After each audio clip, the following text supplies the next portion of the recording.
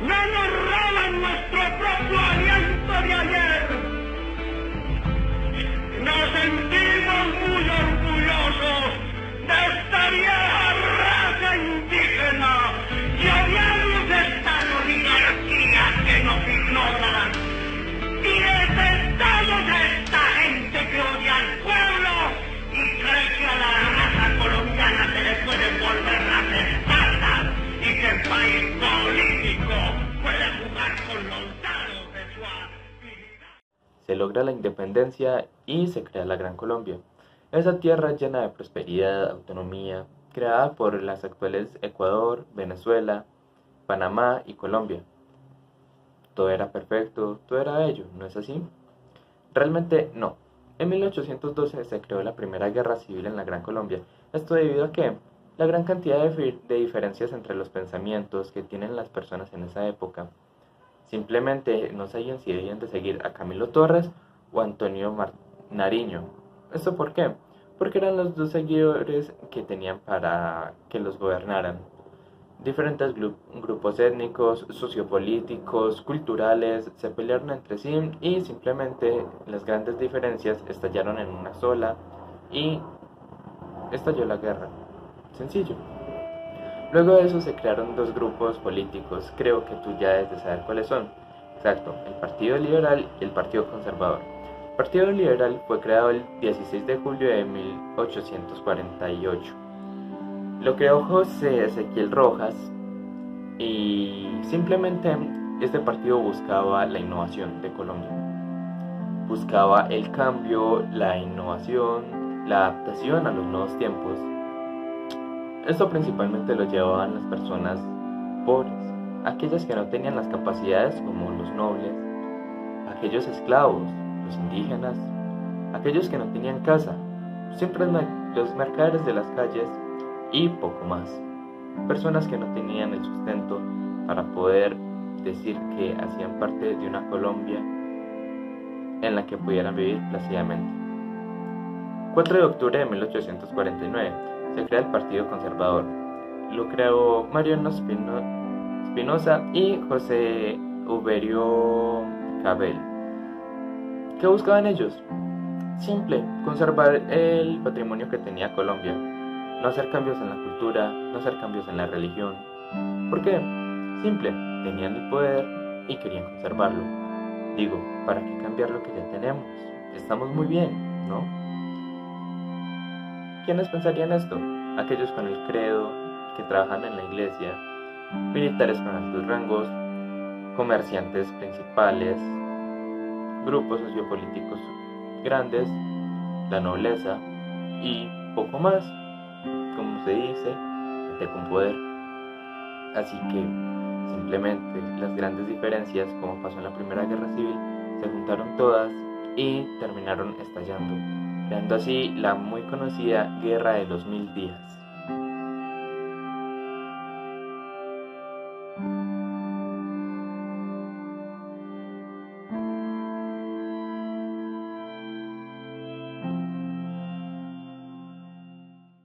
La Guerra de los 1000 días trajo bastantes consecuencias alrededor del país y sus habitantes, partiendo por parte de la rebelión de Santander, por parte de los liberales y liderados por Eloy Alfaro, también conocido como el viejo luchador, debido a que luchó aproximadamente 30 años en contra del Partido Conservador.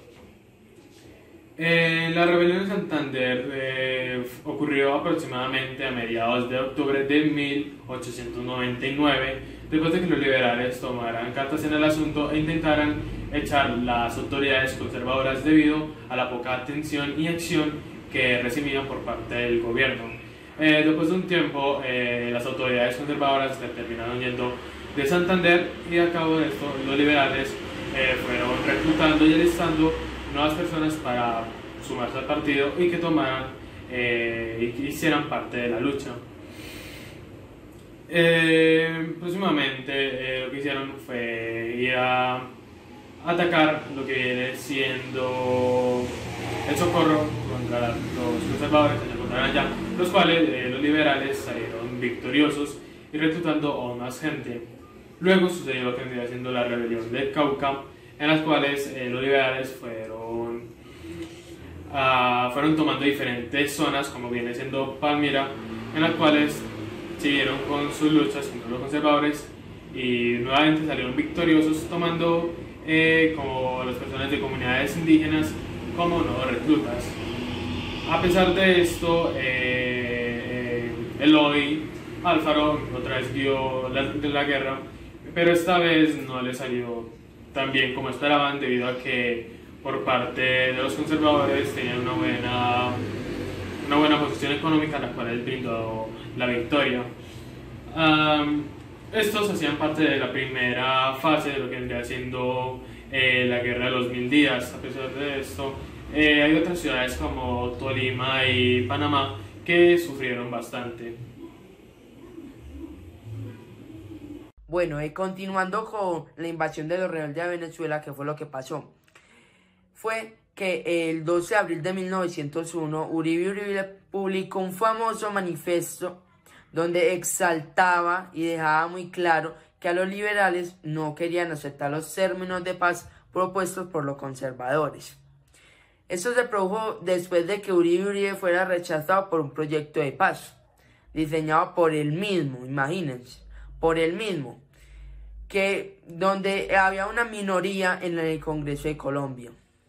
Pero el presidente marroquín lo ridiculizó junto con algunos sectores liberales que lo tacharon de traidor. La principal razón de esto fue porque Marroquín rechazó la propuesta de paz, porque desde mucho tiempo atrás ya le había visto algo ya le había visto algo debajo de las mangas. Ya había como sospechado de él, hasta que los liberales lo concedieron y él también acertó, porque ya había hecho un trato con los liberales, y así fue que se dio cuenta de que Uribe era un traidor por su supuesto manifiesto. Sobre la guerra de los 1000 días, saben que se dividió en dos fases. La primera fase y la segunda fase hay un poco de diferencia, pero son un poco similar también. ¿Qué es lo que pasa? En la primera fase se inició batallas, rebeliones, y como en toda guerra murió mucha gente. Está, por ejemplo, la rebelión de Santander, que fue el 17 de octubre de 1899, y esto fue que los liberales se alzaron y empezaron a atacar a ciudades y pueblos, así como de la nada, y el gobierno se lo tomó como sorpresa. También, como terminó esta rebelión de Santander, fue que el coronel Pinzón escuchó a 3.400 liberales hablando sobre cómo iba a ser su próximo ataque, y como los refuerzos siempre vienen de Cúcuta, el coronel decidió ir a atacar allá para que no tuvieran refuerzos para poder hacer su próximo ataque. También, ¿qué ha pasado? Por ejemplo, la rebelión de Panamá, que como saben, los liberales están muy animados porque triunfaron en su último ataque. Entonces decidieron atacarlo de una forma sorpresiva y triunfando en ella. ¿Por qué triunfaron? Debido a la lejanía de su apartamento capital. ¿Por qué fue lo que pasó? Los exiliados dirigidos por el señor Belizardo Parros partieron el 31 de marzo de 1900 y llegaron allá el 4 de abril. Así como ahí mismo llegaron, empezaron a atacar y derrotaron a la pequeña coalición local. Y ahí fue lo que pasó. ¿Qué fue lo que pasó en esta segunda fase? En la segunda fase fue que el gobierno nacionalista fue dispuesto del poder por los conservadores, que tomaron control del Estado y de las instituciones militares.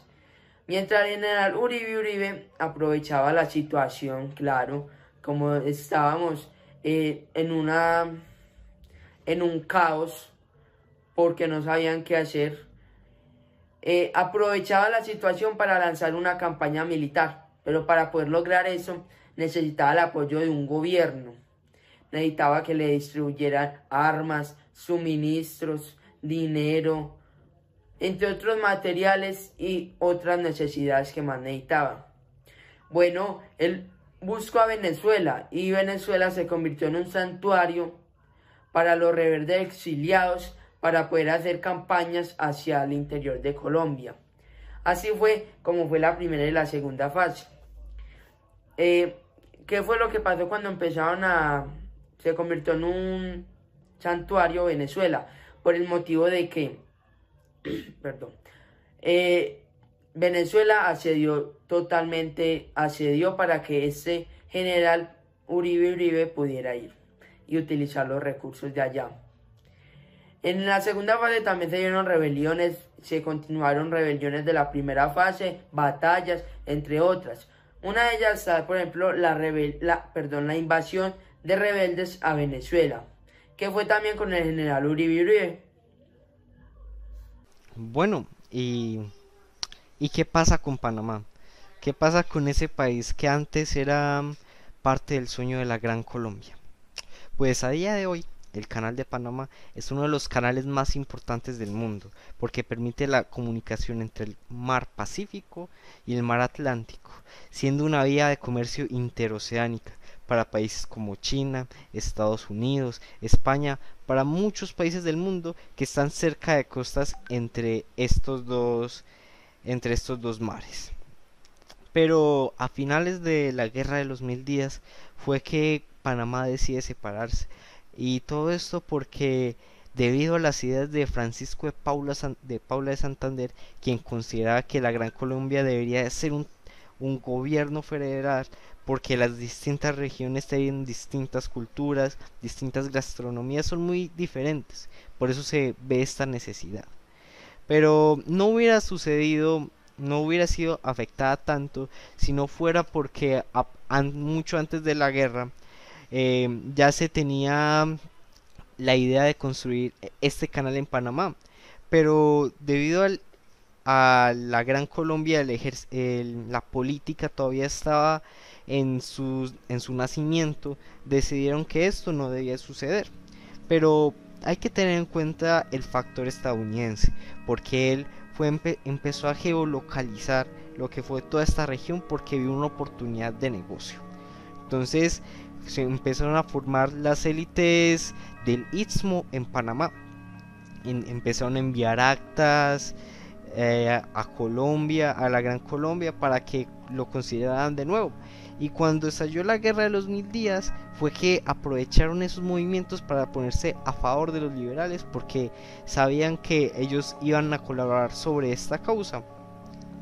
Pero cuando ellos empezaron a ver que no se estaba triunfando como se necesitaba, fue que Panamá se declaró como una nación que estaba olvidada por la Gran Colombia, porque ya habían surgido de la guerra muchas masacres que habían provocado que los conservadores ganaran sobre esta tierra, y en sí Panamá estaba olvidada, tanto que después de la Guerra de los 1000 días ellos decidieron independizarse, pues se hicieron independizar de la Gran Colombia porque esta ya estaba muy devastada y no tenía nada más que hacer. Tenían muchas deudas externas con otros países debido a la cantidad de armamento que se necesitó.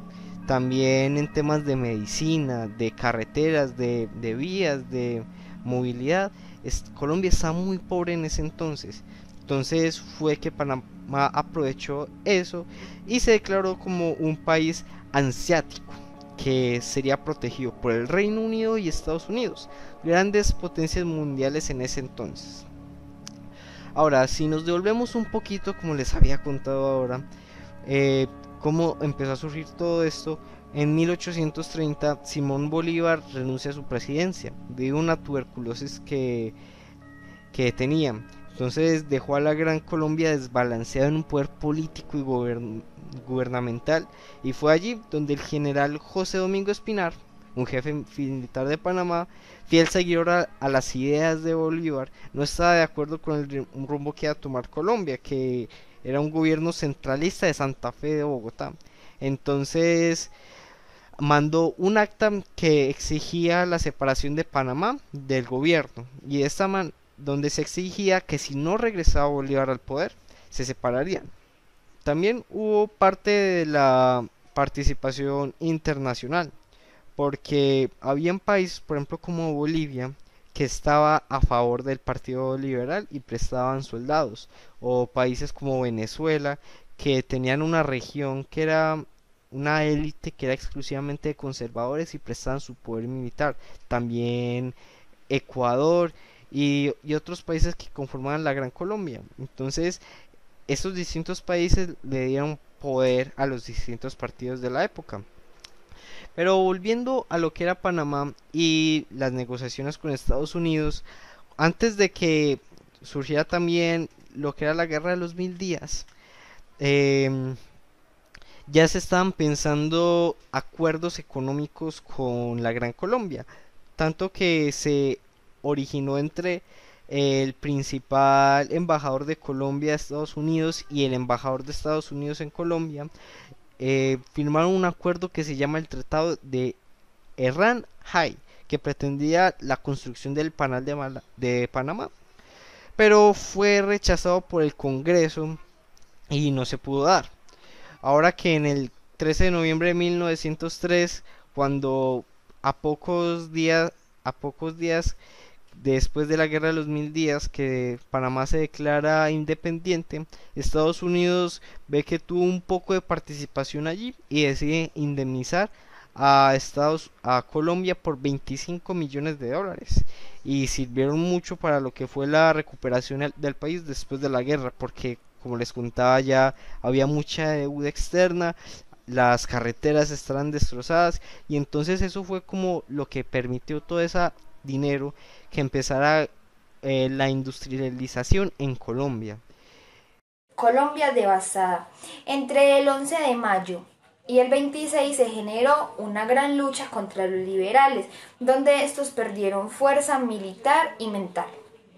La Guerra de los 1000 días no solo sucedió en el territorio nacional, sino que también Ecuador y Venezuela se unieron a este. A partir de estos dos, también Nicaragua y Guatemala se unieron al ejército liberal, pero después de medio siglo se generó la muerte de Jorge Eliezer Gaitán, donde se generó un nuevo conflicto en el país, pero esa es otra historia que se contará más adelante. Muchas gracias.